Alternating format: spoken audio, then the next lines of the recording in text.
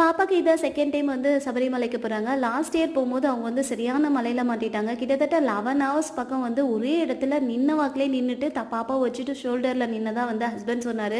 இந்த டைம் என்ன நடக்கும், மழை இருக்கக்கூடாது அப்படின்னு சொல்லி நம்ம வேண்டிகிட்டே இருந்தோம். அதே மாதிரி அவங்க போயிட்டு வர வரலுமே மழை கிடையவே கிடையாது. இருமுடிலாம் கட்டிட்டு அவங்க வந்து ஜாலியாக வேனில் கிளம்பும் போது ரொம்ப கஷ்டமாக இருந்தது. சரி, ஓகே, சேஃபாக இருப்பாங்க அப்படின்னு சொல்லிட்டு நான் வந்து வீட்டுக்கு வந்துட்டேன்.